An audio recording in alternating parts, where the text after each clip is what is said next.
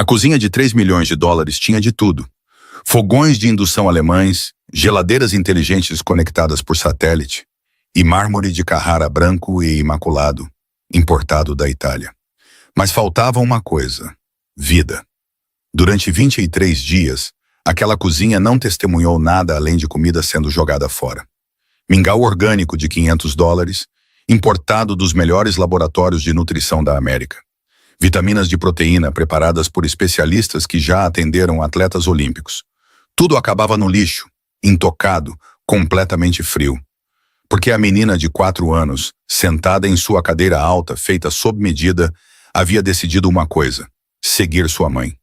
Helena Castellano morreu há 23 dias, e desde o momento em que o caixão de carvalho desceu à terra congelada de Chicago, sua filha Lily selou a boca, como se estivesse selando um túmulo. Os médicos disseram que era uma resposta normal ao trauma. Depois disseram que era grave. Então, balançaram a cabeça e disseram para se prepararem para o pior. Franco Castellano, o chefe da máfia que controlava todo o sul de Chicago, um homem cujo nome por si só fazia a cidade inteira tremer, havia gasto mais de 2 milhões de dólares em uma equipe médica particular. Ele trouxe as melhores enfermeiras da clínica Mayo, os melhores psicólogos infantis de Harvard e um chefe que já cozinhou para a Casa Branca. Nenhum deles conseguiu fazer Lily abrir a boca. O chefe da máfia podia ordenar a morte de um homem sem piscar, mas não conseguia fazer sua filha de 4 anos engolir uma única colher de sopa. Até que naquela tarde, Franco chegou em casa mais cedo do que o habitual. Ele tinha acabado de sair de uma reunião com seus capos porque não conseguia se concentrar. Ele entrou na cozinha procurando por um copo de uísque em um canto escuro, onde pudesse gritar sem que ninguém ouvisse, mas em vez disso congelou na entrada. Havia um cheiro, não o perfume Chanel de sua esposa. Esse aroma havia desaparecido com ela para o túmulo. Não o desinfetante forte que a equipe médica usava. Era hortelã, caldo de galinha cozido lentamente, macarrão em forma de estrela. O cheiro de cozinhas apertadas em bairros pobres, onde as pessoas cozinhavam com amor em vez de dinheiro. O cheiro que Helena costumava fazer secretamente para a filha sempre que Lily estava doente. Quando Franco não estava em casa, quando ela queria que sua filha se lembrasse de onde sua mãe veio. Franco ergueu os olhos e seu coração, o coração que havia ordenado friamente a execução de inimigos, parou de bater. No meio da cozinha milionária, uma garota em um uniforme de empregada azul marinho, grande demais para ela, estava ajoelhada diante de sua filha. Não a enfermeira de 5 mil dólares por dia, não a nutricionista com doutorado, apenas uma faxineira contratada naquela mesma manhã, cujo nome ele nem se dera ao trabalho de aprender. Suas luvas de borracha amarelo vivas, do tipo usado para esfregar vasos sanitários e limpar o chão, seguravam uma colher de plástico barata, do tipo que se compra em uma loja de $1, 10 por $1. E Lily, a boca de Lily estava aberta. A colher de plástico entrou. A pequena garganta engoliu. Então, os lábios rachados da criança. Lábios que estiveram em silêncio por 23 dias intermináveis se moveram para formar uma palavra. Mais. Franco Castellano, o chefe da máfia que fazia todo o Chicago se curvar diante dele. O homem que nunca havia se ajoelhado para ninguém. Desabou de joelhos ali mesmo, na entrada de sua própria cozinha. Quem era essa garota de luvas amarelas? O que ela tinha feito que uma equipe médica de 2 milhões não conseguiu? E por que o cheiro daquela panela barata de sopa em um recipiente de plástico rachado cheirava exatamente como o aroma da esposa que agora jazia a quase 2 metros de profundidade? Os joelhos de Franco pressionavam o chão de mármore frio, mas ele não sentia nada. O frio que deveria ter atravessado suas calças italianas, feitas sob medida, era insignificante em comparação com o fogo que ardia em seu peito. Ele tentou se levantar. Suas pernas se recusaram. 23 dias de noite sem dormir, de ver sua filha murchar como uma flor, de gritar com médicos e ameaçar especialistas, tudo isso o havia esvaziado. Ele agarrou o batente da porta, os nós dos dedos brancos, e se ergueu centímetro por centímetro. O cheiro o envolveu como o abraço de um fantasma. Hortelã, caldo de galinha, macarrão em forma de estrela. E de repente Franco não estava mais em sua cozinha de 3 milhões de dólares. Ele estava 3 anos no passado, em uma tarde de domingo, entrando na pequena cozinha de serviço que Helena havia reivindicado como sua. Ela estava de pé junto ao fogão, usando um avental sobre seu vestido de grife, mexendo uma panela amassada que parecia pertencer a um brechó. O cheiro enchia o espaço apertado. Ervas, cozimento lento, amor, pobreza. Franco havia torcido o nariz. Por que você está cozinhando comida barata? Nós temos um chefe, nós temos tudo. Helena se virou para ele, seus olhos escuros e suaves, um sorriso brincando em seus lábios. Porque Lily precisa saber o gosto do amor, Franco. Não o gosto do dinheiro, ele havia zombado. Depois, foi embora. Agora, parado na entrada, com aquele mesmo aroma inundando seus sentidos, Franco teria dado todo o seu império para ouvi-la dizer aquelas palavras mais uma vez. A memória se estilhaçou quando a garota de luvas amarelas começou a cantarolar.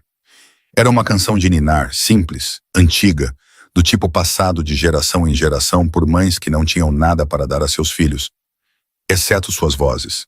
Franco não conhecia a melodia, mas em algum lugar profundo em seus ossos, ele a reconheceu.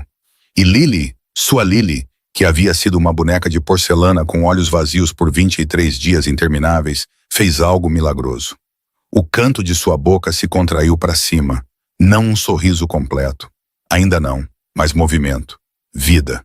Uma fenda no túmulo em que ela havia se selado. A respiração de Franco ficou presa na garganta. Ele queria correr, pegar sua filha nos braços, chorar em seus cabelos e implorar para que ela ficasse. Mas seus pés permaneceram congelados no chão porque ele estava com medo. Medo de que se ele se movesse, se fizesse um único som, essa magia frágil se quebraria como vidro. A garota de luvas amarelas pararia de cantarolar.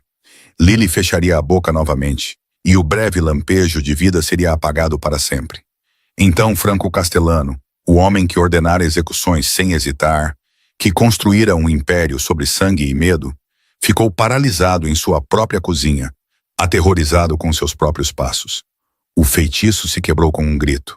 "O que diabos você pensa que está fazendo?"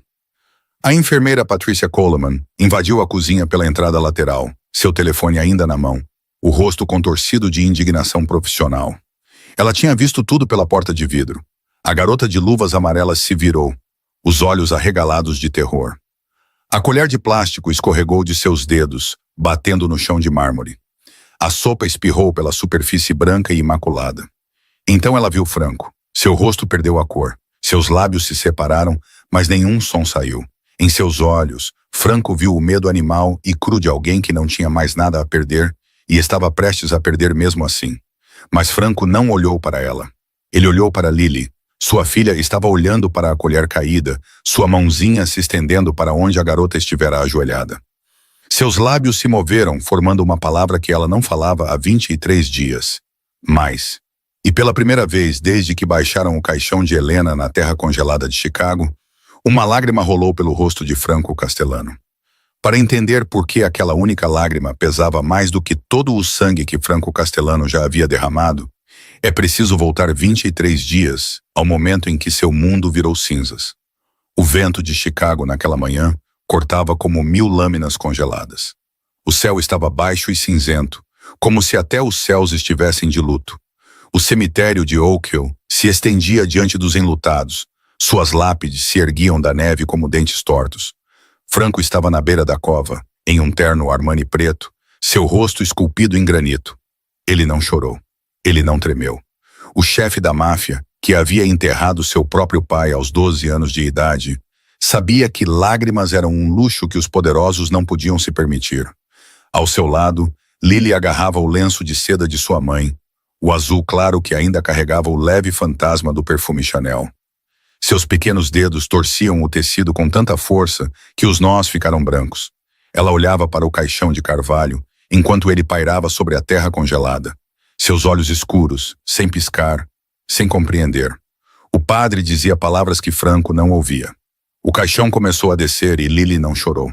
Ela simplesmente se desligou, como uma lâmpada que queima.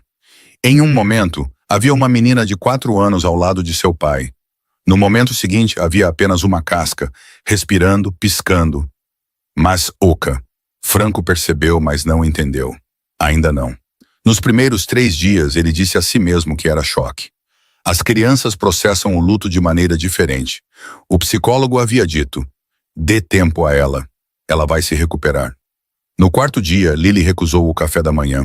A babá tentou mingau, panquecas, seu iogurte de morango favorito. Lily virou a cabeça e olhou para a parede. No 7º dia, ela parou de beber água. Seus lábios racharam. Sua pele ficou pálida. Franco demitiu a babá e contratou mais 3. No 10º dia, o Dr. Harrison Webb, o médico da família que havia tratado 3 gerações de Castellanos, inseriu uma linha intravenosa no pequeno braço de Lily. Fluidos gotejavam em suas veias enquanto ela jazia imóvel em sua cama de princesa, cercada por bichos de pelúcia que não a faziam mais sorrir. Dia 14, dia 17, dia 20. Franco jogou dinheiro no problema como gasolina em um incêndio. Ele trouxe especialistas pediátricos de Johns Hopkins. Ele contratou nutricionistas, terapeutas, hipnotizadores. Ele comprou todos os brinquedos imagináveis, transformou seu quarto em um país das maravilhas. Prometeu a ela pôneis e castelos e tudo o que seu coração desejasse. Lily nem sequer piscou. No 22º dia, o Dr. Webb chamou Franco de lado. O rosto do velho médico estava cinzento de exaustão e algo pior, derrota. O corpo dela está se recusando a viver, Sr. Castellano. Isso não é mais um problema médico. É outra coisa. Franco agarrou o médico pelas lapelas, levantando-o do chão. Eu lhe pagarei 10 milhões de dólares para salvar minha filha. Diga o seu preço. Qualquer coisa. O Dr. Webb olhou para ele com os olhos cheios de tristeza. Há coisas que o dinheiro não pode comprar, senhor, e a vontade de viver de sua filha é uma delas. Naquela noite, Franco ficou do lado de fora da porta de Lily. O corredor estava escuro. A mansão estava silenciosa, exceto pelo bip rítmico do monitor cardíaco ao lado de sua cama. Ele pressionou a testa contra a madeira fria e sussurrou na escuridão. Helena, você está levando ela com você? Você vai me deixar sem nada? Nenhuma resposta veio. Apenas o bip constante do monitor, contando as batidas restantes do coração da vida de sua filha. Franco Castellano não era um homem comum, e o império que ele comandava era tudo menos comum. A mansão Castellano ficava no topo da Gold Coast Hill como uma coroa sobre seu reino. 30 quartos espalhados por 4 andares, com janelas do chão ao teto, que davam para as águas cinzentas e infinitas do Lago Michigan. A arquitetura era uma fortaleza disfarçada de luxo, concreto armado por trás do mármore italiano, vidro à prova de balas em todas as janelas. Um abrigo antiaéreo enterrado 3 andares abaixo da adega de vinhos. 20 guardas armados patrulhavam os terrenos em turnos rotativos. Câmeras de vigilância cobriam cada centímetro da propriedade, alimentando uma sala de controle que operava 24 horas por dia. Sensores de movimento alinhavam o perímetro. Botões de pânico se escondiam sob cada mesa. Esta era a sala do trono do submundo do sul de Chicago. Por 15 anos, Franco governou com um punho de ferro envolto em uma luva de veludo. Operações de jogo, agiotagem, esquemas de proteção. Cada dólar ilegal que fluía pela metade sul da cidade passava por suas mãos. Famílias rivais tentaram desafiá-lo. Agora, elas residiam em túmulos não marcados ou no fundo do Lago Michigan. Mas impérios como homens podem desmoronar por dentro. Desde a morte de Helena, Franco havia abandonado seu trono. Reuniões não eram atendidas. Telefonemas não eram respondidos. O fluxo constante de capos e tenentes buscando audiência secou à medida que se espalhava a notícia de que o chefe estava inacessível. Vincent Moretti, o soldado mais confiável de Franco por mais de 20 anos, parou na porta do escritório uma noite, seu rosto envelhecido vincado de preocupação. Chefe, os irlandeses estão avançando no lado norte. Eles tomaram 3 de nossas casas de jogo. Os russos também estão circulando. Eles sentem cheiro de sangue. Franco sentou-se em sua cadeira de couro, olhando para o monitor de segurança que mostrava o quarto de Lily. Sua filha jazia imóvel em sua cama, cercada por máquinas que apitavam e zumbiam, mantendo-a viva à força. Deixe que eles peguem, disse Franco, sua voz oca. Vincent deu um passo à frente. Chefe, se não respondermos, eles pensarão que estamos fracos. 15 anos de trabalho. Eu disse, deixe que eles peguem. As palavras pairaram no ar como uma sentença de morte. Em 15 anos, Franco Castellano nunca havia recuado. Ele nunca havia mostrado fraqueza. Ele nunca havia deixado um insulto sem resposta. Mas qual era o valor de um império sem um herdeiro? Todas as noites, Franco ficava do lado de fora da porta de Lily, incapaz de entrar. Ele pressionava a palma da mão contra a madeira, sentindo as fracas vibrações do equipamento médico lá dentro, ouvindo o bip rítmico que confirmava que sua filha ainda respirava. Ele tinha medo de entrar, medo de que, se abrisse aquela porta, a encontraria morta. Que as máquinas estariam gritando seus alarmes enquanto as enfermeiras se apressavam inutilmente em torno de um corpo que já havia se rendido. Então ele ficava na escuridão e fazia algo que não fazia desde os 12 anos de idade. Desde a noite em que viu seu pai sangrar, até a morte no chão de um armazém. Ele rezava: Deus, se você está ouvindo, por favor, leve qualquer coisa. Leve tudo. Apenas me deixe minha filha. A resposta veio no 22º dia, mas não de Deus. O monitor cardíaco gritou. O alarme perfurou a mansão como uma faca. Franco irrompeu pela porta, quase arrancando-a das dobradiças, gritando pelo Dr. Webb, pelas enfermeiras, por qualquer um. O pequeno corpo de Lily convulsionou 2 vezes e depois ficou imóvel. 30 segundos de compressões torácicas. 30 segundos do mundo de Franco desmoronando. 30 segundos de barganha com todas as divindades que ele já havia amaldiçoado. Então, uma batida de coração. O Dr. Webb enxugou o suor da testa. Suas mãos tremiam. Ela está estável por enquanto. Ele se virou para Franco, seus olhos cheios do peso de uma verdade que ele não queria falar. Você tem 1 semana, Sr. Castellano. Talvez menos. Ela está desistindo. Franco caiu de joelhos ao lado da cama de sua filha. Ele pegou a mãozinha dela na sua, tão pequena, tão frágil, tão fria, e a pressionou contra seus lábios. Eu farei qualquer coisa, ele sussurrou. O que for preciso, custe o que custar. Ele não sabia que a resposta para sua oração estava, naquele exato momento, contando suas últimas moedas em um apartamento em ruínas no lado sul. 45 minutos ao sul da mansão Castellano, em um mundo que poderia muito bem existir em outro planeta, uma jovem sentava-se em um colchão afundado, contando moedas. Aurora Reis espalhou o troco pelo lençol manchado. 3 moedas de 25 centavos, 4 de 10, 7 de 1 centavo. $1,22, a soma total de tudo o que ela possuía no mundo. O quarto ao seu redor media apenas 15 metros quadrados. Rachaduras se espalhavam pelas paredes como varizes. Uma mancha de água florescia no teto, onde o telhado vazava toda vez que chovia. Baratas corriam pelos cantos, não se preocupando mais em se esconder. O radiador havia parado de funcionar há 2 invernos, e o proprietário havia parado de fingir que o consertaria. Este era o lar. Na cama estreita contra a parede oposta, uma mulher idosa sentava-se apoiada em travesseiros achatados, seus olhos nublados pela névoa do Alzheimer. Martha Reis tinha 82 anos, embora sua mente tivesse recuado para algum lugar muito mais jovem. Ela olhava para Aurora com um sorriso confuso. Sara, é você, Sara? Você trouxe meu remédio? O coração de Aurora se apertou. Sara era o nome de sua mãe. Sara estava morta há 12 anos. Sou eu, vovó. Sou a Aurora. O sorriso de Martha vacilou, depois voltou, vago. Sara, você sempre foi uma boa menina. Seu pai chegará em casa em breve. Aurora olhou para as moedas em sua mão, depois para o frasco de remédio na mesa de cabeceira, vazio desde ontem. O medicamento para o Alzheimer de sua avó custava $47 para um suprimento de 2 semanas. As compras mais baratas que ela conseguia encontrar custariam pelo menos $15 para a semana. $1,22. Remédio ou comida? Nunca ambos. A escolha a dilacerava, assim como acontecia a cada mês, a cada semana, a cada dia. Mas não havia escolha, na verdade. Nunca houve. 6 meses atrás, Aurora acreditava que a vida não poderia piorar. Ela estava errada. A memória surgiu sem ser convidada. O chão frio de linóleo da clínica gratuita, as luzes fluorescentes zumbindo no alto, o sangue se acumulando entre suas pernas. Os agiotas de quem seu ex-marido havia emprestado dinheiro a encontraram.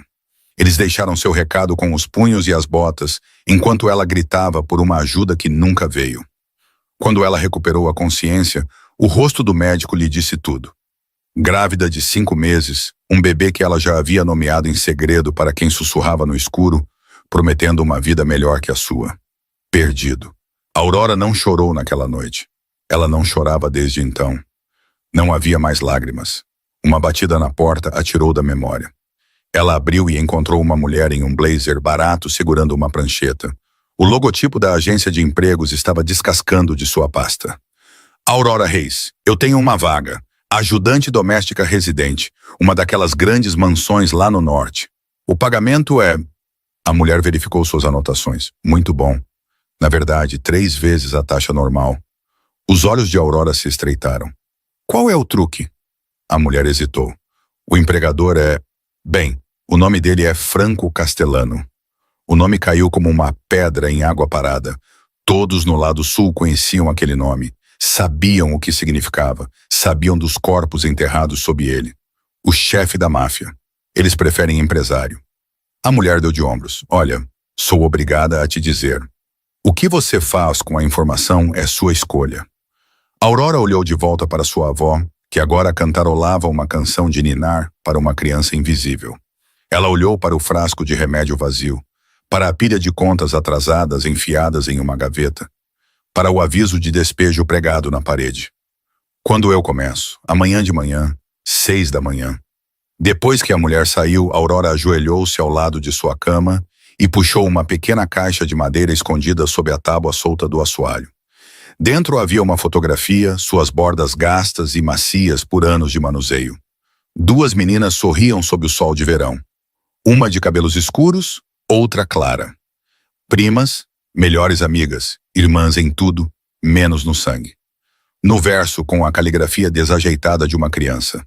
Aurora, eu sempre estarei aqui para você. Helena Castellano. Helena Reyes, como ela era então, antes de se casar com dinheiro e poder, e um mundo que Aurora nunca poderia entrar. Helena que enviava cartas secretas e dinheiro escondido. Helena que nunca esqueceu de onde veio. Helena que fora enterrada há 23 dias. Aurora pressionou a fotografia contra o peito e sussurrou para o quarto vazio. Estou indo, irmã. Me desculpe. Cheguei tarde demais. Aurora chegou à propriedade Castellano pelo portão de serviço, uma entrada estreita escondida atrás de uma parede de sebes perfeitamente aparadas, invisível para quem se aproximava pela entrada principal. O próprio portão foi projetado para ser esquecido, assim como as pessoas que passavam por ele. Ela pisou nos terrenos e parou de respirar. A mansão se erguia diante dela como um palácio de outro século. 3 andares de pedra branca e janelas reluzentes se estendiam em direção ao céu cinzento de Chicago. O gramado da frente, por si só, era maior que o quarteirão inteiro onde ela morava. Fontes esculpidas em mármore italiano permaneciam silenciosas no ar de inverno, suas águas drenadas até a primavera. Seu apartamento apertado poderia caber dentro deste lugar 100 vezes, talvez mais. Uma mulher em um vestido preto impecável emergiu de uma porta lateral. Seu cabelo prateado estava puxado para trás com tanta força que parecia esticar seu rosto. Ela carregava uma prancheta e usava uma expressão que sugeria que já havia considerado Aurora inadequada. Você é a nova garota da agência. Não era uma pergunta. Eu sou a senhora Irene Crawford, governanta-chefe. Você se dirigirá a mim como senhora Crawford. Nada mais. Aurora assentiu. Sim, senhora Crawford. A mulher a circulou lentamente, inspecionando-a como gado em um leilão. Ela agarrou as mãos de Aurora sem aviso, virando-as para examinar suas palmas, seus dedos, suas unhas. Unhas aparadas, alguma doença infecciosa, ficha criminal. Não, senhora, nada disso. A senhora Crawford fez uma anotação em sua prancheta, a boca pressionada em uma linha fina de desaprovação, embora o que exatamente ela desaprovasse, Aurora não pudesse dizer. Talvez tudo. Siga-me. O interior da mansão roubou o que restava do fôlego de Aurora. Os pisos eram de mármore polido, tão imaculados que ela podia ver seu próprio reflexo olhando de volta para ela. Um fantasma com sapatos gastos e roupas de segunda mão, impossivelmente deslocado neste templo de riqueza. Mas sob a grandiosidade, algo estava errado. O ar pairava pesado e frio, espesso com um silêncio que pressionava os ouvidos de Aurora. Nenhuma voz ecoava pelos corredores. Nenhum passo, nenhuma vida. A mansão parecia menos um lar e mais um mausoléu, bonito por fora, cheio de morte por dentro. A senhora Crawford a levou a um pequeno quarto fora do corredor de serviço e lhe entregou um uniforme azul marinho, um pouco grande demais, e um par de luvas de borracha amarelo vivas. As regras, disse a senhora Crawford, sua voz afiada como vidro quebrado. Não faça contato visual com o senhor Castellano. Não fale a menos que falem com você. Se o vir se aproximando, desapareça. Encontre um armário, um canto, outro quarto. Não me importa onde. Apenas suma. Aurora assentiu silenciosamente. E o mais importante, a senhora Crawford se aproximou, seus olhos cravados nos de Aurora. Sob nenhuma circunstância você deve se aproximar da ala leste. É onde fica o quarto da criança. Você não deve chegar perto dele. Você não deve olhar para ele. Você não deve nem pensar nele. Entendido? Sim, senhora Crawford. A mulher mais velha a estudou por um longo momento, procurando por qualquer sinal de desafio. Não encontrando nenhum, ela assentiu secamente. Suas tarefas de hoje: esfregue os banheiros de hóspedes. Limpe os corredores de serviço. Lustre as janelas da cozinha. Comece imediatamente. Aurora vestiu seu uniforme em um depósito que cheirava alvejante e coisas esquecidas. O tecido ficava solto em seu corpo magro e as luvas amarelas rangiam contra sua pele. Ela viu seu reflexo em um espelho empoeirado encostado na parede. Ela parecia ninguém, parecia nada. Bom, ela estava acostumada com isso. As horas passaram em um borrão de esfregação e polimento. Aurora trabalhava em silêncio, invisível para os poucos funcionários que passavam por ela sem um olhar. Ela quase terminara de limpar o corredor leste quando ouviu. Bips, o bip mecânico e rítmico de equipamentos médicos. Vinha de trás de uma porta fechada no final do corredor. A proibida ala leste. As mãos de Aurora se apertaram no cabo do esfregão. Então, vozes, duas enfermeiras falando em tons baixos logo na esquina. Ela não chora há 3 dias. Isso não é bom. Isso não é nada bom. Eu sei. Quando as crianças param de chorar, significa que desistiram. O coração de Aurora se apertou em seu peito. Ela pensou em seu próprio filho. Aquele que nunca respirou, nunca abriu os olhos, nunca chorou seu primeiro choro. Aquele que ela perdeu em um chão frio de hospital, enquanto estranhos passavam por cima de seu corpo sangrando. Seu bebê também não havia chorado, porque algumas despedidas acontecem em silêncio. A colisão sobre a qual Aurora fora avisada aconteceu apenas 3 horas em seu primeiro dia. Ela estava de joelhos no saguão principal, esfregando o chão de mármore com uma escova que já vira dias melhores. O balde de água com sabão estava ao seu lado, cinza com a sujeira que ela já havia removido da pedra. Suas costas doíam, seus joelhos latejavam, mas ela continuava trabalhando, invisível, silenciosa, exatamente como fora ensinada. A porta da frente explodiu ao se abrir. Franco Castellano entrou como um furacão em forma humana. Seu rosto era esculpido em granito. Sua mandíbula estava tão cerrada que os músculos pulsavam sob sua pele. Seus olhos estavam injetados de sangue por noites sem dormir, cercados por sombras tão escuras que pareciam hematomas. Ele acabara de sair de outra reunião com o Dr. Webb. Outra rodada de más notícias. Outra contagem regressiva para o inevitável. Aurora o viu tarde demais. Ela se apressou para juntar seus materiais, para desaparecer como a senhora Crawford havia ordenado, mas suas mãos se moveram muito lentamente. Suas pernas responderam tarde demais. O sapato de couro italiano de Franco, feito à mão, valendo $5.000, atingiu a borda de seu balde. A água espirrou pelo mármore imaculado. Gotas borrifaram em seus sapatos, escurecendo o couro como feridas que se espalham. O silêncio que se seguiu foi absoluto. Franco parou no meio do passo. Ele olhou para seus sapatos arruinados. Então seu olhar viajou para Aurora, ainda congelada de joelhos, sua escova agarrada com os nós dos dedos brancos. Ele a olhou da maneira que se olha para uma barata correndo por um prato de jantar. Quem deixou você entrar aqui? Sua voz era baixa, controlada, o que de alguma forma a tornava mais aterrorizante do que qualquer grito. A boca de Aurora se abriu, mas apenas um sussurro estrangulado emergiu. Eu sinto muito, senhor. Sou nova. Eu não vi... Senhora Crawford. Ele não levantou a voz. Ele não precisava. Em segundos, A governanta-chefe se materializou de um corredor lateral, seu rosto pálido. Senhor Castellano, peço desculpas. Ela começou hoje de manhã. Franco levantou a mão. A senhora Crawford se calou. Ensine a ela as regras, ele disse, cada palavra caindo como uma pedra em água parada, e arranje sapatos diferentes para ela. O som de borracha barata em meus pisos é como unhas em um quadro negro. Ele se virou para sair e Aurora se permitiu um pequeno suspiro de alívio. Então ele parou. E senhora Crawford? Ele não olhou para trás. Mantenha-a longe de Lily. Não vou ter minha filha exposta ao cheiro de pobreza que pessoas como esta carregam consigo das ruas. As palavras caíram como um tapa. Aurora permaneceu imóvel, seus olhos fixos no chão molhado enquanto os passos de Franco desapareciam nas profundezas da mansão. Ela ouviu uma porta bater em algum lugar distante, depois silêncio. A senhora Crawford ficou sobre ela, a decepção irradiando de cada linha de sua postura rígida. Limpe isso, depois se apresente nos aposentos de serviço para ser redesignada. A governanta desapareceu, deixando Aurora sozinha com a água suja e aferroada da humilhação. Lentamente, Aurora levantou a cabeça.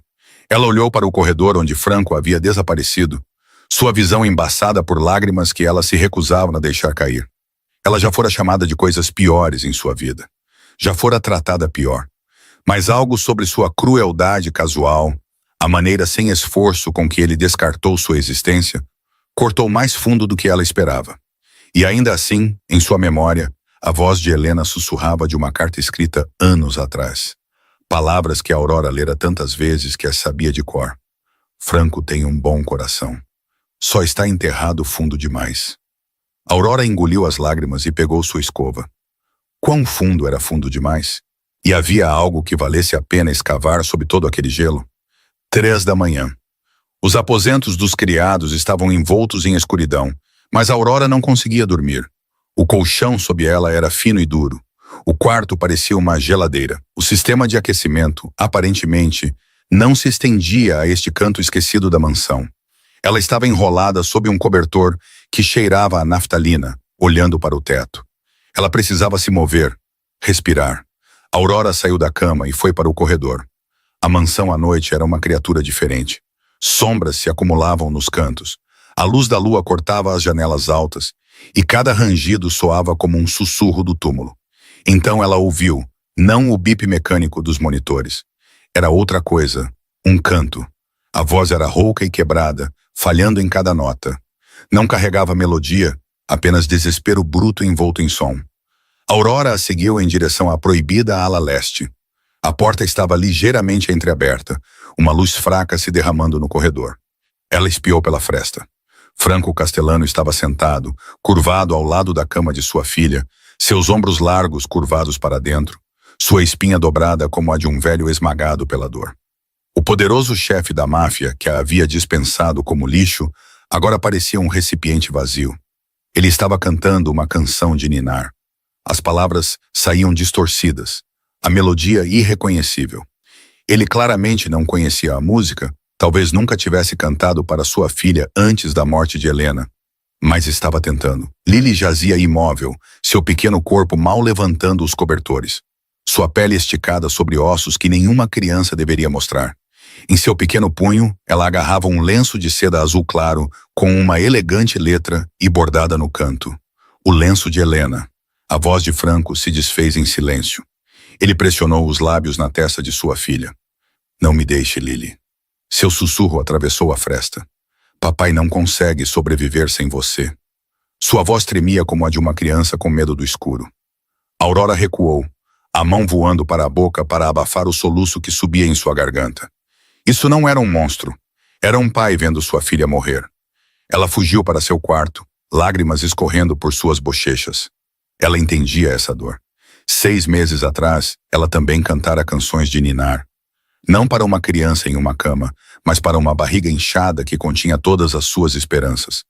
Então veio o sangue, depois o silêncio onde uma batida de coração deveria estar. Franco Castellano estava perdendo sua filha. Aurora já havia perdido a dela. E nesse luto compartilhado, algo invisível se abriu entre eles. Dia 23, final da tarde. Aurora fora designada para limpar as janelas da cozinha, A mesma cozinha onde tudo estava prestes a mudar. Ela estava em uma escada de mão, as luvas de borracha amarelas rangendo contra o vidro, enquanto ela limpava em círculos lentos. Abaixo dela, uma cena se desenrolava que ela deveria ignorar. A enfermeira Patricia Coleman sentou-se diante da cadeira alta de Lily, segurando uma colher carregada com uma pasta nutricional cinza. A criança sentava-se imóvel, uma figura de cera com olhos ocos que não olhavam para nada. O equipamento médico ao seu redor apitava sua contagem regressiva constante. Lily, você precisa comer. A voz de Patrícia não tinha calor, apenas frustração profissional. Se você não comer, teremos que colocar o tubo de volta. Você se lembra do tubo, não é? Dói. Lily não piscou, não se moveu, não reconheceu que alguém havia falado. Patrícia tentou novamente, empurrando a colher em direção aos lábios selados da criança. A pasta borrou a boca de Lily, não provada, indesejada. A enfermeira a limpou com eficiência mecânica. Tudo bem, como quiser. O telefone de Patrícia vibrou em seu bolso.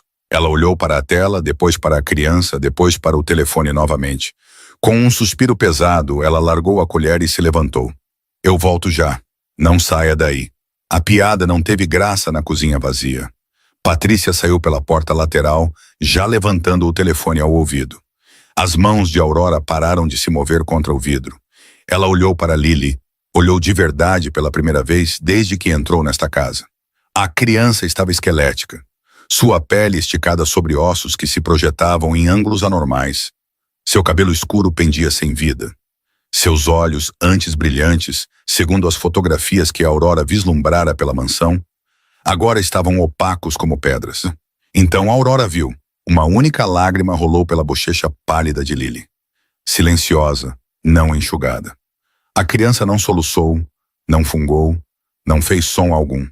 Apenas aquela única lágrima, traçando uma linha úmida através do resíduo de pasta em sua pele. Uma lágrima sem voz. O peito de Aurora se apertou.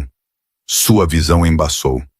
6 meses atrás, ela jazia em um chão de hospital, sangrando, sozinha, invisível para as pessoas que passavam por seu corpo.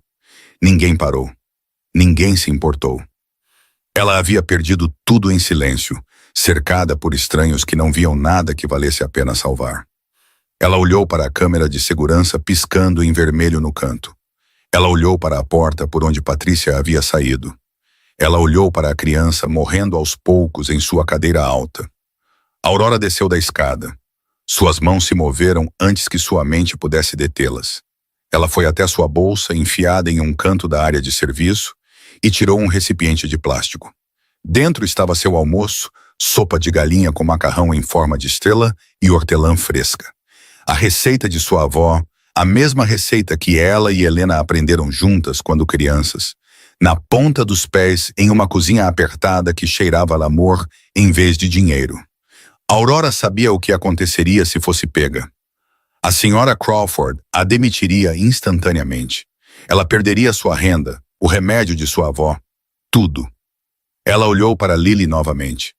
A criança sentava-se congelada, aquela única lágrima ainda brilhando em sua bochecha, esperando por ninguém. Aurora vira uma criança escapar em silêncio. Sua própria criança, aquela que ela nunca pôde segurar. Ela não podia assistir a outra. Não de novo. Nunca mais. Ela abriu o recipiente e o aroma de hortelã e caldo de galinha encheu a cozinha fria como uma oração. Franco permaneceu de joelhos, lágrimas escorrendo por seu rosto sem controle. O homem mais temido de Chicago ajoelhou-se em seu próprio chão de mármore, chorando como uma criança, incapaz de tirar os olhos de sua filha. Aurora ficou congelada ao lado da cadeira alta de Lily, a colher de plástico ainda pingando sopa no chão imaculado. Seu coração martelava contra suas costelas. Todo instinto gritava para ela correr, desaparecer, tornar-se invisível como fora treinada. Mas suas pernas se recusaram a se mover. A porta lateral se abriu com um estrondo. A enfermeira Patrícia voltou para a cozinha, o telefone ainda na mão. Ela observou a cena. Franco de joelhos, Aurora de pé sobre a criança, a sopa estranha, a colher caída, e seu rosto se contorceu de indignação profissional. Senhor Castellano, a voz de Patrícia cortou o ar. Esta mulher tem alimentado sua filha com algo não autorizado. Não tenho ideia do que há nesse recipiente. Pode estar contaminado. Pode ser venenoso. As lágrimas de Franco pararam. Sua mandíbula se contraiu. Ele se levantou lentamente, desdobrando-se como uma tempestade ganhando força. O sangue de Aurora gelou.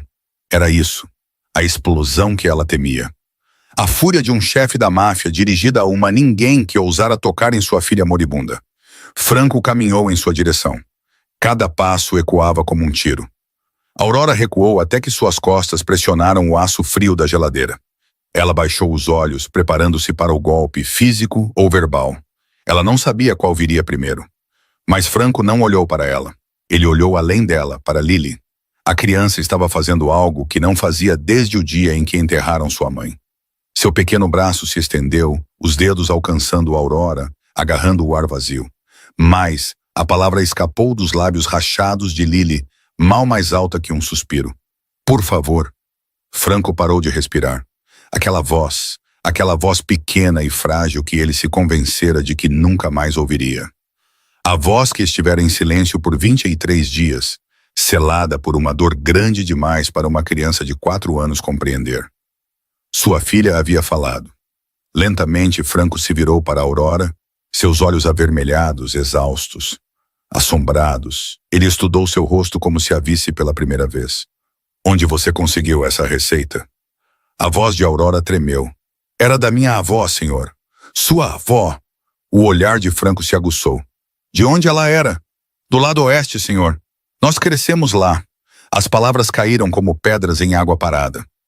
Lado oeste, o bairro onde Helena nascera. As ruas que ela percorrera antes que o dinheiro e o casamento a levassem para um mundo de pisos de mármore e vestidos de grife. Franco olhou para Aurora por um longo momento. Algo mudou por trás de seus olhos, a suspeita dando lugar a um cálculo desesperado. Ele se virou para a senhora Crawford, que havia se materializado na porta, o rosto pálido de confusão. Esta mulher fica, disse Franco, sua voz não deixando espaço para discussão. De agora em diante, ela tem um único trabalho, cuidar de Lily. A boca de Patrícia se abriu. Senhor Castellano, isso é altamente irregular. Devo protestar, você está demitida. Franco nem sequer olhou para ela. Pegue suas coisas e saia. A senhora Crawford deu um passo à frente. Senhor, tem certeza? Ela é apenas uma faxineira. Eu disse que ela fica. O silêncio engoliu a cozinha. Aurora ficou imóvel, incapaz de processar o que acabara de acontecer. Minutos atrás, ela estava limpando janelas, invisível, sem valor. Agora, o homem mais poderoso de Chicago estava confiando a ela a vida de sua filha. Então Lily fez algo que fez todos congelarem. Ela sorriu, pequeno, frágil, mal uma curva de seus lábios pálidos, mas real. O primeiro sorriso em 23 dias, nos dias que se seguiram, a mansão Castellano começou a se transformar lentamente, imperceptivelmente, como gelo derretendo sob o sol de inverno. O primeiro ato de rebelião de Aurora foi abrir as cortinas. Cortinas pesadas de veludo haviam envolvido o quarto de Lily desde o funeral, isolando o mundo, prendendo a dor lá dentro como fumaça em uma garrafa. Aurora as abriu, e a luz dourada da tarde inundou o espaço pela primeira vez em quase um mês. A senhora Crawford quase teve um ataque cardíaco quando viu flores silvestres enfiadas em um copo de água na mesa de cabeceira de Lily. Margaridas comuns e dentes de leão colhidos na beira do jardim, suas alegres cabeças amarelas balançando ao lado de máquinas que monitoravam batimentos cardíacos e níveis de oxigênio. Essas ervas daninhas atrairão insetos, protestou a governanta. Aurora sorriu educadamente e não as removeu. Todos os dias ela cozinhava a mesma sopa simples. Caldo de galinha cozido em fogo baixo e lento, macarrão em forma de estrela. Hortelã fresca de uma planta que ela pedira para o parapeito da janela da cozinha. Todos os dias ela cantava as velhas canções de ninar que sua avó lhe ensinara. As mesmas canções que Helena conhecia. Melodias transmitidas por gerações de mulheres que não tinham nada para dar, a não ser amor. Lily começou a voltar. No primeiro dia, ela comeu metade de uma tigela. Seus olhos seguiram os movimentos de Aurora, acompanhando a colher da panela à boca. No terceiro dia, a cor voltou às suas bochechas, sombras rosadas, onde a palidez cinzenta vivera por semanas. No quinto dia, ela falou uma frase completa. Aurora, me conte uma história. Aurora contou a ela sobre duas meninas que cresceram juntas no lado oeste, que pegavam vagalumes em potes de vidro e sonhavam com castelos distantes. Ela não disse o nome da outra menina. Não precisava. Franco observava tudo. Em seu escritório, vários monitores exibiam imagens de segurança de toda a mansão, mas seus olhos permaneciam fixos em uma tela, a transmissão do quarto de Lily. Ele observava a Aurora sentada de pernas cruzadas no chão, construindo fortalezas de travesseiros com sua filha. Ele observava Lily rir de verdade. O som minúsculo através dos alto-falantes, mas inconfundível. Um som que ele tinha certeza que morrera com Helena. Franco queria ir até elas. Queria abrir aquela porta, ajoelhar-se ao lado de sua filha, tornar-se parte de qualquer magia que a Aurora tivesse tecido. Mas seus pés não se moviam. Algo o impedia. Orgulho, talvez, ou medo, ou a crescente consciência de uma emoção que ele não queria nomear. Ciúme. Ele tinha ciúmes de uma faxineira, ciúmes da facilidade com que ela alcançara sua filha, quando todo o seu dinheiro e poder haviam falhado. Naquela noite, Franco ficou do lado de fora da porta de Lily, como fizera tantas vezes antes. Mas desta vez, em vez de silêncio e monitores apitando, ele ouviu um canto. A voz de Aurora flutuava através da madeira, suave e quente, envolvendo uma velha canção de ninar. Lily já estava dormindo. Ele podia ouvir sua respiração constante sob a canção. Por um momento, Franco se permitiu encostar-se no batente da porta e simplesmente ouvir. Então, passos se aproximaram do corredor. Vincent apareceu, seu rosto sombrio. Chefe, você tem uma visita. Margaret Whitmore está esperando no salão principal. A expressão de Franco escureceu instantaneamente. Margaret, a mãe de Helena, a mulher que nunca aprovara as relações pobres de sua filha, que passara anos tentando apagar todos os vestígios das origens humildes de Helena. Ela nunca visitava sem um propósito, e seus propósitos nunca eram bons. Margaret Whitmore entrou na mansão Castellano como se fosse a dona. Aos 62 anos, ela permanecia impecavelmente preservada, cabelo loiro platinado, cortado em um bob afiado, um terno Chanel que custava mais do que a maioria das pessoas ganhava em um mês. Pérolas do Mar do Sul pendiam em sua clavícula como uma declaração de guerra. Seus saltos batiam no chão de mármore com a precisão de um metrônomo, cada passo anunciando sua superioridade. A segurança aqui se tornou absurda, ela declarou antes que Franco pudesse falar. Fui mantida esperando no portão por 7 minutos. 7 minutos, Franco. E ninguém pensou em me informar que minha própria neta havia se recuperado o suficiente para receber visitas. A mandíbula de Franco se contraiu. Eu não sabia que você viria, Margaret. Uma avó não deveria precisar de hora marcada para ver sua neta. Seus olhos varreram o saguão, catalogando cada detalhe, procurando por falhas. Ouvi por certos canais que Lily melhorou. Quero vê-la agora. Franco considerou recusar. Todo instinto lhe dizia que essa visita traria problemas. Mas Margaret era a mãe de Helena e, apesar de tudo, ela tinha status legal como a avó de Lily. Siga-me, ele disse secamente. Eles subiram a grande escadaria em silêncio. O perfume de Margaret se arrastava atrás dela como uma nuvem tóxica. Franco a levou pelo corredor da ala leste em direção ao quarto que fora um túmulo dias atrás. Ele abriu a porta. A cena lá dentro fez Margaret parar no meio do passo. Aurora estava sentada de pernas cruzadas no tapete, seu cabelo solto e emaranhado, seu uniforme manchado de tinta na aquarela. Ela tinha as mãos levantadas como garras, o rosto franzido em uma expressão feroz de brincadeira, rosnando de forma divertida. E Lily estava rindo. O som ecoou pela sala como sinos, puro e cristalino. A risada de uma criança que havia esquecido que a morte existia. Ela agarrava um coelho de pelúcia em uma mão, enquanto a outra se estendia para Aurora, pedindo mais. O monstro vai te pegar! Aurora rugiu, rastejando para a frente de joelhos.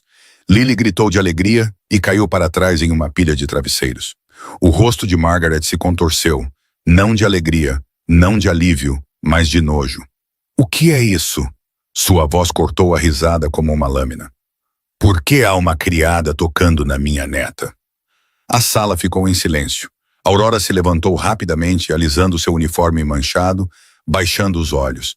Senhora, eu não estava falando com você. Margaret nem sequer olhou para ela. Franco, explique isso imediatamente. Lily havia parado de rir. Ela olhou para a avó com olhos grandes e incertos. Depois recuou lentamente até ficar atrás das pernas de Aurora, seus pequenos dedos agarrando o tecido do uniforme de empregada. Ela não correu para a avó. Ela se escondeu dela. Margaret viu. A rejeição caiu como um tapa em seu rosto perfeitamente maquiado, seus lábios pressionados em uma linha branca e fina. Franco, meu escritório, agora. Ela se virou e saiu da sala, deixando um rastro de gelo. No escritório, com a porta fechada e o ar denso de tensão, Margaret lançou seu ataque. Você contratou uma camponesa para cuidar da minha neta? Uma criança que carrega o sangue Whitmore. Você tem alguma ideia de quem é essa mulher? Fez uma verificação de antecedentes? Verificou suas credenciais? Franco ficou junto à janela, olhando para o horizonte cinzento de Chicago. Ele não disse nada, porque a verdade é que ele não havia verificado. Ele não havia feito perguntas. Ele simplesmente observara sua filha comer pela primeira vez em 23 dias e tomara uma decisão com o coração em vez da cabeça. Os olhos de Margaret se estreitaram. Entendo. Então permita-me investigar em seu nome. Na manhã seguinte, por insistência de Margaret, Franco convocou Vincent a seu escritório. A sala com painéis de carvalho parecia menor do que o normal, apertada pela tensão. Margaret sentou-se em uma poltrona de couro como uma rainha esperando tributo, seus dedos bem cuidados batucando no braço da poltrona. Franco ficou junto à janela, de costas para a sala, observando as nuvens se acumularem sobre o lago Michigan. Vincent entrou com uma pasta de manila debaixo do braço. Você tem a informação? Margaret perguntou antes que Franco pudesse falar. Vincent olhou para seu chefe, recebeu um aceno seco e abriu o arquivo. Aurora Reis, 28 anos, nascida e criada no lado oeste de Chicago. Ele virou uma página. O pai morreu quando ela tinha 5 anos.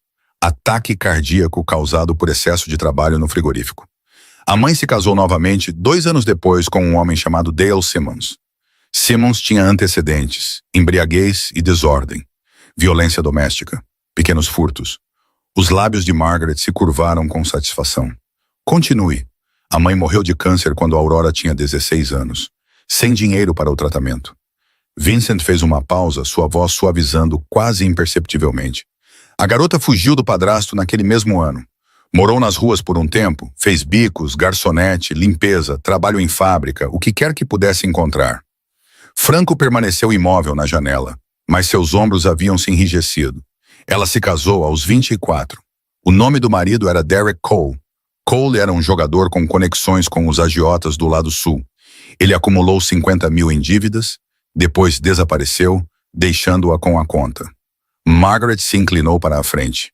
Então ela deve dinheiro a criminosos. Que encantador. A mandíbula de Vincent se contraiu. Há mais, 6 meses atrás, os agiotas a encontraram. Eles a espancaram gravemente. Ela estava grávida na época. De 5 meses, ela perdeu o bebê. O silêncio tomou conta da sala.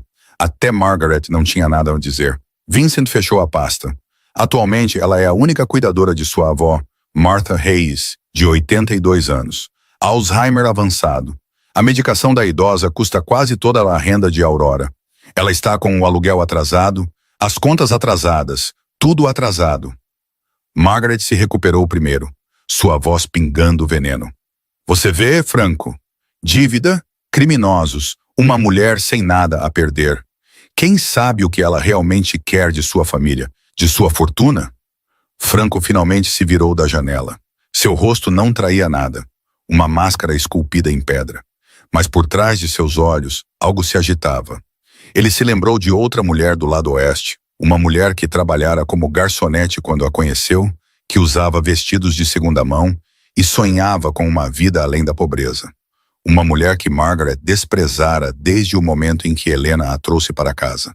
Sua esposa, o amor de sua vida, a mãe de sua filha. Ela tem ficha criminal? Franco perguntou baixinho. Vincent balançou a cabeça. Limpa. Nem mesmo uma multa de estacionamento. Ela é apenas... Ele hesitou, procurando as palavras certas. Ela é apenas alguém que teve muito azar. Franco caminhou até sua mesa e sentou-se pesadamente. Ele entrelaçou os dedos sob o queixo, olhando para uma fotografia de Helena, que vigiava a sala. Aurora fica, ele disse. Esta é minha decisão. Margaret se levantou, o rosto corado de fúria. Você vai se arrepender disso, Franco. Anote minhas palavras. Ela se dirigiu à porta, abrindo-a com mais força do que o necessário. No corredor além, Aurora caminhava de mãos dadas com Lily, levando-a em direção ao jardim. A criança tagarelava alegremente, apontando para algo através da janela. Margaret parou, seus olhos fixos no par, a camponesa e a herdeira Whitmore, unidas como mãe e filha. Um sorriso se formou em seu rosto, frio, calculado, cruel. O plano já havia começado a se formar em sua mente. Os 3 dias que Margaret passou na mansão foram 3 dias de tortura calculada para Aurora. Começou com pequenas crueldades. Margaret torceu o nariz quando Aurora trouxe a sopa de Lily para a mesa. Que cheiro é esse? Fede a pobreza. Você não pode cozinhar nada que não me lembre um abrigo para sem-teto? Aurora não disse nada. Ela simplesmente levou a tigela de volta para a cozinha e trouxe uma nova, idêntica à primeira.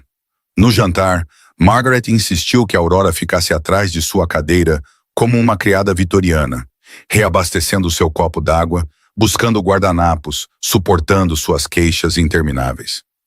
A mulher mais velha nunca usava o nome de Aurora, apenas aquela mulher, ou a criada, ou simplesmente um aceno desdenhoso de sua mão enfeitada de joias.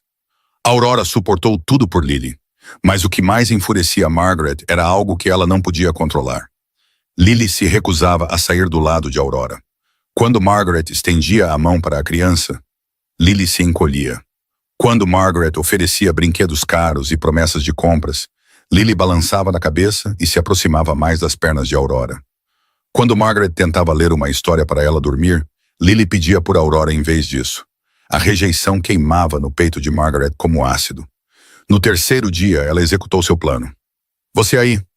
Margaret gesticulou para Aurora da sala de estar. Venha me ajudar. O fecho do meu colar está preso. Aurora se aproximou com cautela. O colar de pérolas do Mar do Sul brilhava contra a garganta de Margaret. Uma corda de esferas luminosas que valia mais do que a Aurora ganharia em 10 vidas. Vire-se, disse Aurora suavemente. Vou tentar soltar. Seus dedos trabalharam no delicado fecho. Após um momento, ele se soltou. Pronto, está aberto. Margaret tirou o colar, examinando-o brevemente. Tudo bem, pode ir. Aurora voltou para Lily, que estava desenhando em uma pequena mesa perto da janela. Ela não pensou mais nisso. 15 minutos depois, um grito quebrou o silêncio. Meu colar! A voz de Margaret ecoou pela mansão como uma sirene. Funcionários vieram correndo de todas as direções. Franco emergiu de seu escritório, o rosto sombrio de preocupação. Sumiu. Margaret estava no centro do salão principal, a mão pressionada na garganta nua. Meu colar de pérolas do Mar do Sul. $200 mil. Alguém o roubou. Seus olhos varreram a equipe reunida, depois se fixaram em Aurora com precisão de laser. Ela foi a última a me tocar. Revistem-na. O sangue de Aurora gelou. Eu não... Revistem-na agora. A senhora Crawford deu um passo à frente, o rosto sombrio. Senhorita Hayes, por favor, esvazie seus bolsos. As mãos de Aurora tremiam enquanto ela enfiava a mão no bolso do avental, o mesmo avental que usara a manhã toda. O mesmo bolso que não continha nada além de um lenço sobressalente e a fita de cabelo de Lily. Seus dedos tocaram algo frio e redondo. Ela o puxou. As pérolas do Mar do Sul cascatearam de seu bolso, captando a luz, impossivelmente belas, impossivelmente condenatórias. A senhora Crawford ofegou. O rosto de Margaret se contorceu de triunfo. Aí está, vem? Uma ladra. Eu soube desde o momento em que a vi. Aurora olhou para o colar em sua mão. Ela não o pegara. Ela nem sequer o tocara depois de removê-lo do pescoço de Margaret. Mas nada disso importava agora. Ela olhou para Franco, procurando em seu rosto o homem que chorara na entrada da cozinha. O homem que confiara a ela a vida de sua filha. Seus olhos encontraram os dela. Frios, duros, impenetráveis, de aço onde antes havia calor. Franco caminhou em direção à Aurora, cada passo batendo no mármore como um martelo cravando pregos em um caixão. Seus olhos se moveram das pérolas penduradas em sua mão trêmula para o rosto dela.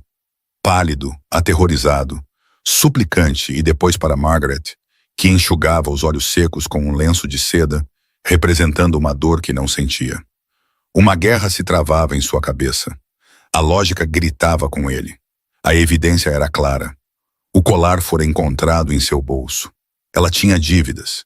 Ela tinha motivo. O dossiê que Vincent compilara pintava um retrato de desespero. Uma mulher se afogando que poderia se agarrar a qualquer coisa para sobreviver. Mas outra coisa sussurrava sob o ruído. Algo mais silencioso. Algo que se lembrava da maneira como Aurora se ajoelhara diante de sua filha, cantando canções de ninar que cheiravam a hortelã e milagres. A voz de Margaret quebrou sua hesitação. Chame a polícia, Franco. Esta mulher é uma criminosa. Ela deveria apodrecer na prisão pelo que fez. A mandíbula de Franco se contraiu. Escândalo, manchetes. O nome castelano arrastado pelos tabloides. Seus inimigos se deliciariam com o caos. Sem polícia, ele disse. Sua voz era monótona. Morta. Não quero repórteres rastejando pela minha propriedade. Ele se virou para Aurora. Seus olhos se encontraram, os dele fechados e frios, os dela cheios de esperança desesperada. Você tem 5 minutos para sair desta casa. As palavras caíram como pedras jogadas contra vidro. Senhor, por favor. Aurora deu um passo à frente, sua voz quebrando. Eu não peguei. Juro pela minha vida. Eu confiei em você uma vez. A voz de Franco cortou seus protestos como uma lâmina. Eu lhe dei minha filha e você me pagou com traição. Eu não. 5 minutos, começando agora. Aurora ficou congelada, as pérolas ainda em sua mão. A senhora Crawford deu um passo à frente e as arrancou de seus dedos, manuseando-as como relíquias sagradas profanadas por um toque comum. Lentamente, Aurora desamarrou seu avental. Ela o dobrou cuidadosamente, um último ato de dignidade diante da destruição, e o colocou sobre a mesa de mármore. Ela caminhou em direção à porta da frente.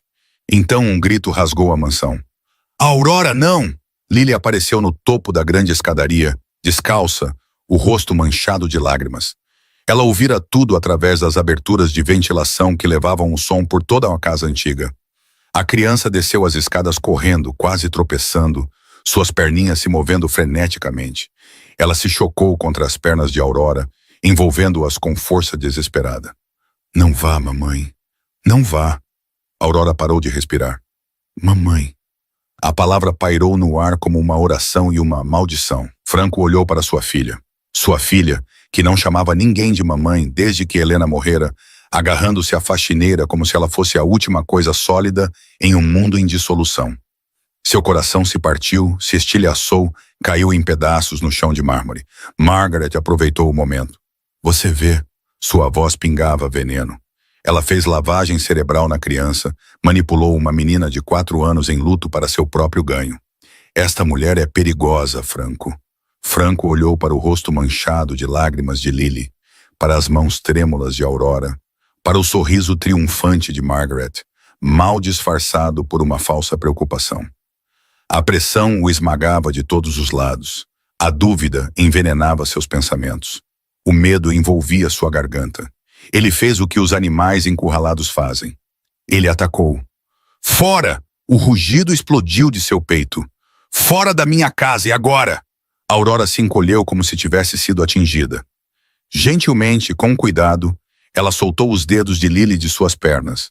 A criança gritou, estendendo a mão para ela, mas uma empregada apareceu e pegou Lily no colo, levando-a embora apesar de seus protestos.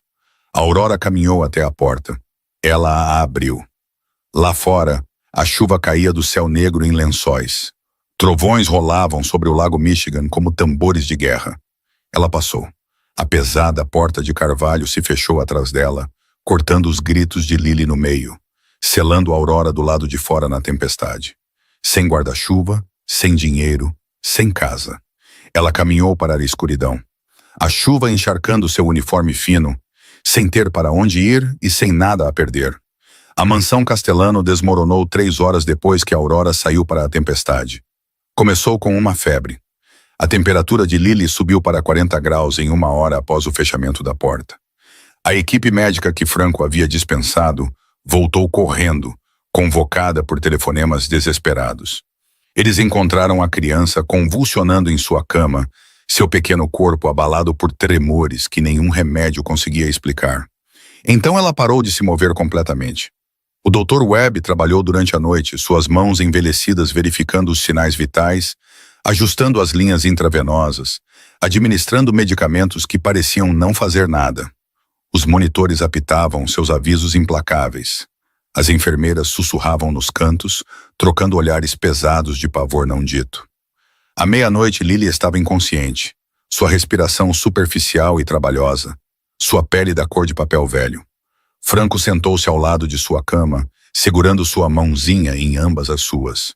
Seus dedos tremiam tanto que ele mal conseguia manter o aperto. O temido chefe da máfia fora reduzido a uma casca vazia, vendo sua filha escapar pela segunda vez. Eu não entendo, admitiu o Dr. Webb, sua voz grossa de exaustão e confusão. Ela estava estável, melhorando até. Então aquela mulher saiu, e em poucas horas, ele balançou a cabeça. É como se o corpo dela simplesmente tivesse desistido de novo. Franco não respondeu. Ele não conseguia. Os lábios rachados de Lily se moveram, formando palavras fracas demais para serem ouvidas. Ele se inclinou, pressionando o ouvido perto de sua boca. Aurora, Aurora, mamãe. Os nomes se repetiam como uma oração quebrada, circulando por seus sonhos febris. Mesmo inconsciente, mesmo morrendo, sua filha chamava pela mulher que ele jogara na chuva. Margaret estava no canto do quarto, de braços cruzados, o rosto arranjado em uma expressão de preocupação maternal. Mas Franco notou algo que perfurou sua névoa de dor.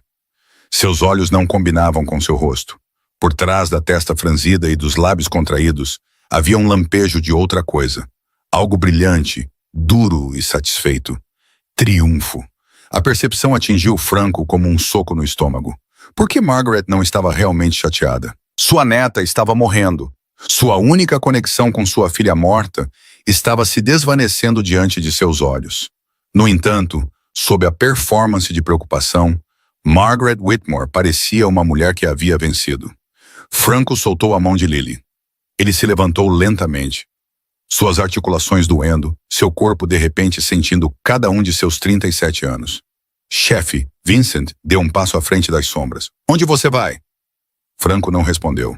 Ele saiu do quarto de Lily, passando pelas enfermeiras, pelo equipamento médico, pelos retratos de ancestrais que construíram seu império sobre sangue e medo. Seus pés o levaram pelo corredor leste em direção a uma porta que ele não abria desde o dia em que enterraram sua esposa. O escritório de Helena. Ele o trancara na manhã seguinte ao funeral e jogaram a chave fora. Tudo lá dentro permanecia exatamente como ela havia deixado. Seus livros, suas fotografias, seus segredos. Franco parou diante da porta, a mão pairando sobre a maçaneta de latão. Seus dedos tremiam. Ele sabia que se abrisse esta porta, teria que enfrentar tudo de que estivera fugindo. A dor, a culpa, a verdade sobre a mulher que ele acabara de lançar na tempestade. E talvez, se Helena tivesse deixado algum vestígio de si mesma para trás, as respostas de que ele precisava desesperadamente. Sua mão se fechou em torno da maçaneta. A porta se abriu e o fantasma de Helena Castellano soprou no rosto de Franco.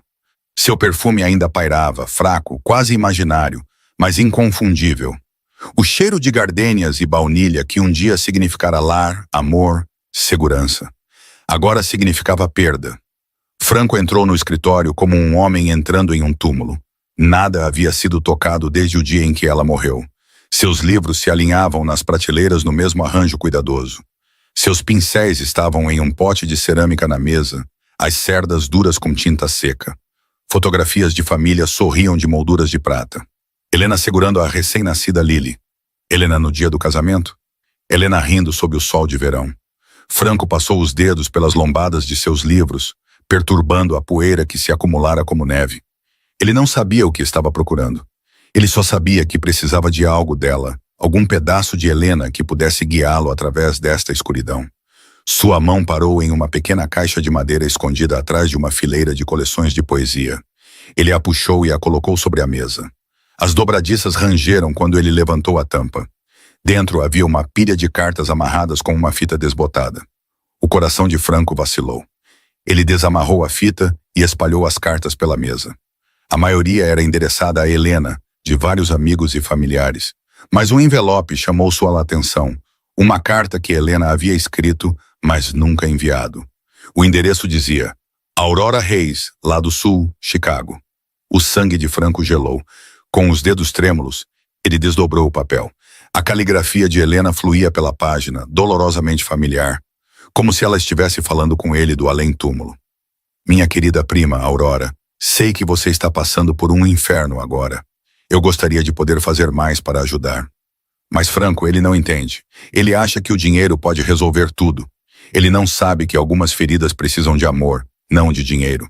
Tenho cozinhado a sopa de galinha da vovó para a Lily. Você se lembra da receita? Macarrão em forma de estrela, hortelã fresca, cozido em fogo baixo e lento. Lily está viciada nela e agora. Sempre que ela fica doente, é a única coisa que ela come. Nada mais funciona. Aurora, se algo acontecer comigo, por favor, encontre a Lily. Você é a única pessoa em quem confio para amá-la como eu a amo. A única que entende de onde viemos. O que importa. Franco tem um bom coração. Só está enterrado fundo demais. Mas você vai ver, eventualmente. Eu prometo. Eu te amo, priminha. Sempre amarei, Helena. A carta escorregou dos dedos de Franco. Ela flutuou até o chão como uma folha morrendo. Aurora era prima de Helena, sua família. A mulher em quem Helena confiava acima de todas as outras para cuidar de sua filha. E Franco a jogara na tempestade. A verdade o atingiu como uma onda quebrando contra as rochas. A sopa, as canções de ninar, a conexão instantânea entre Aurora e Lily, era tudo porque elas compartilhavam sangue, história, uma avó que ensinou a ambas a cozinhar com amor. Franco não havia contratado uma estranha naquela manhã. O destino entregara o último desejo de sua esposa à sua porta, e ele a expulsara como lixo. Um rugido saiu de sua garganta. Vincent! A porta se abriu com um estrondo, seu braço direito apareceu, os olhos arregalados de alarme. Franco já estava de pé, atravessando a sala em 3 passadas. Encontre-a. Encontre-a, Aurora. Agora. Franco irrompeu pela porta da frente da mansão para a tempestade furiosa. A chuva açoitava seu rosto como agulhas congeladas. Trovões estalavam no alto, sacudindo o chão sob seus pés. Ele não parou para pegar um casaco. Ele não parou para nada. Vincent correu atrás dele, gritando sobre o vento uivante. Chefe, deixe-me dirigir. Você não pode sair sozinho. Franco o ignorou. Ele correu em direção à garagem, seus sapatos de couro escorregando no cascalho molhado, seu terno de $1000 já encharcado. Seu telefone estava pressionado contra o ouvido antes mesmo de ele chegar ao carro. Senhora Crawford, o arquivo pessoal de Aurora Reis. Preciso do endereço dela agora. Ele ouviu, memorizou, desligou. Vincent o alcançou quando Franco se jogou no banco do motorista de um SUV preto. O motor rugiu para a vida.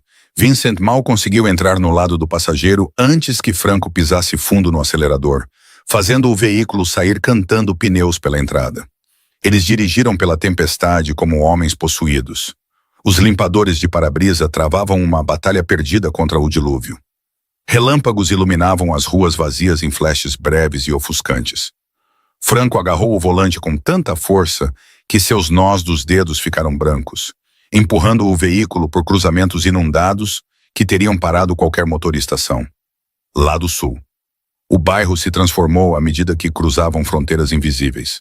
As elegantes casas de pedra do norte deram lugar a cortiços em ruínas. As luzes da rua piscavam ou estavam apagadas. Os buracos se tornaram crateras. Então a estrada desapareceu completamente. Um rio de água lamacenta se estendia pela rua, profundo e traiçoeiro demais para passar. Franco pisou no freio. Teremos que dar a volta, começou Vincent. Franco já estava fora do carro. Ele mergulhou na água da enchente sem hesitação, atravessando a lama até os joelhos que sugava seus sapatos de couro italiano. A chuva grudava seu cabelo no crânio. A lama respingava em seu terno arruinado. Ele não se importava. Ele correu pelas ruas inundadas, batendo em portas, gritando para rostos assustados que espreitavam por janelas chuvosas. Aurora Reis! Você conhece Aurora Reis? Onde ela mora? Encolher de ombros confusos, portas batidas, olhos desconfiados. Finalmente, uma mulher idosa envolta em um chale puído abriu a porta. A garota com a avó doente. Ela apertou os olhos para Franco, para suas roupas caras, agora destruídas pela lama, para o desespero esculpido em seu rosto. Ela foi despejada na semana passada. O proprietário a expulsou. Alguém disse que ela foi para a igreja velha no final do quarteirão, a abandonada. Franco correu. A igreja se erguia no final de uma rua sem saída, uma estrutura gótica em ruínas com janelas tapadas e um telhado desabado. A porta pendia torta em dobradiças enferrujadas. Franco a empurrou. Lá dentro, a escuridão era absoluta. A chuva batia no que restava do teto, vazando por 100 buracos. Bancos quebrados estavam espalhados como soldados caídos. E no canto, encolhida contra o altar, sentava-se uma figura. Aurora. Ela estava encharcada até os ossos, tremendo violentamente, seu uniforme fino não oferecendo proteção contra o frio. Em seus braços, ela agarrava algo contra o peito, uma fotografia gasta, protegida da chuva por seu corpo curvado. Duas meninas sorrindo ao sol. Franco atravessou a igreja em ruínas e caiu de joelhos diante dela. A água lamacenta encharcou suas calças, mas ele não percebeu. Aurora. Sua voz quebrou em seu nome. Eu sei. Eu encontrei a carta de Helena. Eu sei quem você é. Aurora levantou a cabeça lentamente. Seus olhos estavam vermelhos e inchados, vazios de tudo, exceto exaustão e dor. O que você sabe? Sua voz estava áspera, arranhada. Que sou uma ladra? Ou que sou a prima pobre que Helena teve que esconder de você porque você teria olhado para mim exatamente como fez naquele primeiro dia? Franco baixou a cabeça. Eu sei que não sou digno de perdão, ele sussurrou. Mas Lily está morrendo. Ela está chamando seu nome. Por favor. Sua voz falhou. Por favor, volte. Ela precisa de você. Aurora olhou para o homem ajoelhado diante dela, o chefe da máfia do sul de Chicago, de joelhos na lama de seu bairro de infância. Chuva e lágrimas escorrendo por seu rosto, indistinguíveis uma da outra. Ela não disse nada por um longo momento. Em sua mente, a voz de Helena sussurrava através dos anos. Franco tem um bom coração. Só está enterrado fundo demais. Ela pensou em Lily, a mãozinha estendida para ela, os lábios rachados formando a palavra mamãe. Aurora fechou os olhos. Eu não vou voltar por você, ela disse finalmente. Sua voz estava firme, apesar do frio que corroía seus ossos. Vou voltar por Lily, pela promessa que fiz a Helena. Franco assentiu, a cabeça ainda baixa. Eu entendo. Ele se levantou e estendeu a mão para ajudá-la a se levantar. Após um momento de hesitação, Aurora a pegou. Eles voltaram pela tempestade em silêncio. A chuva começou a diminuir quando eles entraram nos bairros ricos do norte, como se até o tempo reconhecesse as fronteiras invisíveis de classe. As luzes da mansão brilhavam contra a escuridão da madrugada quando chegaram. Eram 4 da manhã. Aurora não esperou o carro parar completamente. Ela abriu a porta e correu para dentro, passando por criados assustados, subindo a grande escadaria pelo corredor leste até o quarto de Lily. A criança jazia imóvel em sua cama, cercada por máquinas apitando e enfermeiras ansiosas. Sua pele estava pálida como neve, sua respiração superficial e irregular. Aurora atravessou o quarto em 3 passadas. Ela subiu na cama, reunindo o corpo frágil de Lily em seus braços, pressionando a criança contra o peito, e começou a cantar. A velha canção de ninar fluiu de seus lábios, a mesma melodia que sua avó ensinara a ela e a Helena décadas atrás. A mesma canção que carregava o cheiro de sopa de galinha e macarrão em forma de estrela e amor, que não custava nada, mas significava tudo. Lily se mexeu. Suas pálpebras tremeram. Seus pequenos dedos se contraíram. Depois se enrolaram no braço de Aurora. Aurora. O sussurro era quase inaudível. Você voltou. Aurora pressionou os lábios na testa de Lily, as lágrimas escorrendo livremente agora. Eu nunca mais vou te deixar, meu bem. Nunca. Franco ficou na porta, observando as duas figuras na cama, sua filha e sua prima, a família que Helena tentara lidar o tempo todo. A família que ele fora cego demais para ver. A manhã chegou cinzenta e silenciosa. Franco convocou Margaret ao escritório. Ela chegou com seu ar habitual de superioridade, esperando vindicação. Em vez disso, encontrou a carta de Helena esperando na mesa. Seu rosto perdeu a cor enquanto ela a lia. Saia da minha casa, disse Franco. Sua voz não carregava raiva, apenas uma finalidade fria e absoluta. Nunca mais volte. Margaret abriu a boca para protestar. Mas Vincent apareceu ao seu lado, a mão firme em seu braço. Por aqui, senhora Whitmore. Ela foi escoltada até seu carro sem cerimônia. Os portões se fecharam atrás dela com um clangor definitivo. Dentro da mansão, o silêncio se instalou nos corredores. Mas pela primeira vez em 23 dias, não era o silêncio do luto. Era a paz.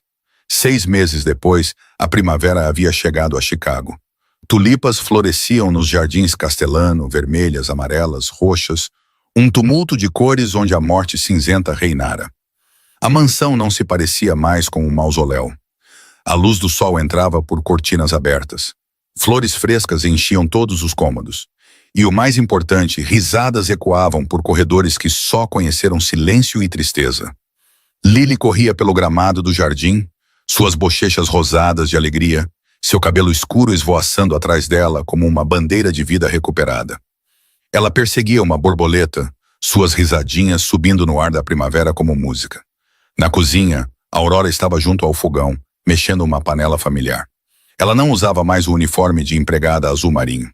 Em vez disso, um simples vestido floral cobria sua figura e seu cabelo caía solto sobre os ombros. As luvas de borracha amarelas haviam desaparecido para sempre. Ela cantarolava a velha canção de ninar enquanto cozinhava, adicionando macarrão em forma de estrela ao caldo fervente. Passos se aproximaram por trás, braços fortes envolveram sua cintura. Franco apoiou o queixo em seu ombro, respirando o cheiro de hortelã, frango e lar. "O que a sopa de hoje tem de especial?" ele murmurou em seu ouvido. Aurora sorriu, um segredo brincando nos cantos de seus lábios. "Há uma estrela extra nela hoje, para um novo membro da família." Franco congelou. Aurora se virou em seus braços, pegando sua mão e colocando-a suavemente em sua barriga, onde uma pequena curva, quase invisível, começara a se formar. Lily vai ter um irmãozinho ou uma irmãzinha. Franco, o chefe da máfia, que uma vez ordenara execuções sem hesitar, sentiu lágrimas escorrerem por suas bochechas. Mas não eram lágrimas de luto, raiva ou desespero. Eram lágrimas de pura e desenfreada alegria. Antes que ele pudesse falar, a porta da cozinha se abriu com um estrondo. "Papai! Aurora, olhem o que eu peguei!" Lily entrou correndo, segurando algo precioso em suas mãos em concha. Ela abriu as palmas para revelar uma borboleta delicada, suas asas pintadas de laranja e preto. Ela pousou bem no meu dedo, como mágica.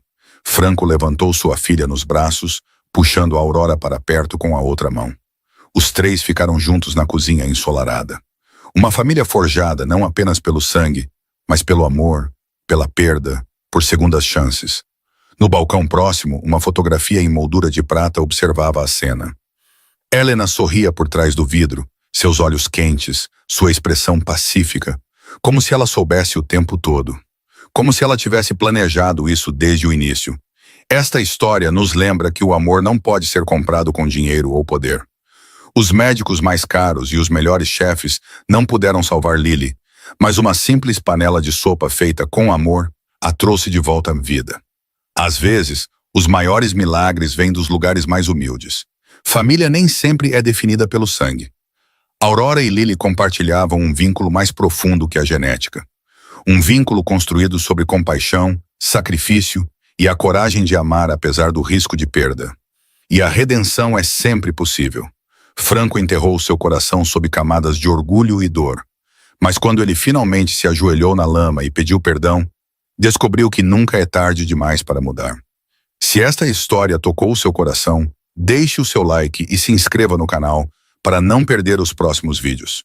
Compartilhe esta história com alguém que precisa ouvi-la hoje. Gostaríamos de saber qual comida de conforto da sua avó ou mãe tem o poder de curar a sua alma. Para a família Castellano, era sopa de galinha com macarrão em forma de estrela. E para você, qual é? Por favor, deixe um comentário abaixo e compartilhe suas ideias. Nós lemos cada mensagem e suas histórias nos inspiram a continuar criando conteúdo que conecta a todos nós. Obrigado por assistir. Desejamos a você muita saúde, felicidade e paz em sua vida diária. Que você sempre encontre sua própria estrela, mesmo nas noites mais escuras. Adeus por enquanto e nos vemos no próximo.